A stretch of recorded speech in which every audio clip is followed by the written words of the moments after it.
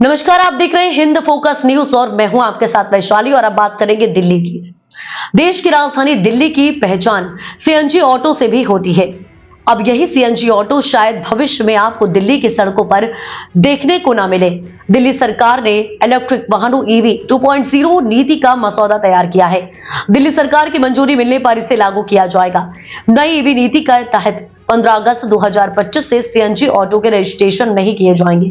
साथ ही मौजूदा CNG auto के परमिट का भी रिन्यूअल नहीं होगा।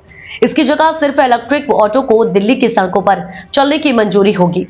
दिल्ली में अभी 1 लाख सीएनजी ऑटो हैं। इनकी यह संख्या सुप्रीम कोर्ट ने नवंबर 2011 में तय की थी। नई इंजीनियर वाहन नीति के मसौदे में कहा गया है कि 10 साल से पुराने सीएनजी ऑटो को या तो हटाया जाएगा या उसे इलेक्ट्रिक ऑटो में बदलने के लिए मालिकों से कहा जाएगा। कहा जा रहा है कि इससे दिल्ली की आबो हवा में सुधार आएगा। इसके अलावा नई ईवी नीति के तहत कूड़ा उठाने या अन्य काम में इस्तेमाल होने वाले पेट्रोल, डीजल और सीएनजी चलित वाहनों को भी धीरे धीरे हटाने का प्रावधान है।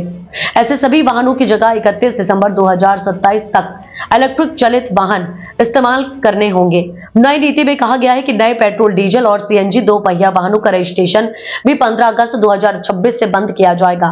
पेट्रोल, डीजल और सीएनजी से चलने वाले मालवाहक वाहनों के लिए यह समय सीमा इसी साल 15 अगस्त को रखी गई है।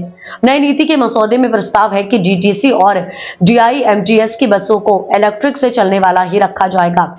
अन्य राज्यों के लिए बसों को BS6 मानक वाला ही रखने का प्रावधान है। नई नीति में कहा गया है कि दिल्ली में चलने के लिए अब पेट्रोल, डीजल या सीएनजी बसों की खरीदारी नहीं होगी। इस नीति का असर निजी कार रखने वालों पर भी पड़ेगा। नई ईवी नीति के मसौदे में कहा गया है कि जिनके पास 2 वाहन हैं, उनको आगे एक ही इलेक्ट्रिक वाहन खरीदने की मंजूरी होगी।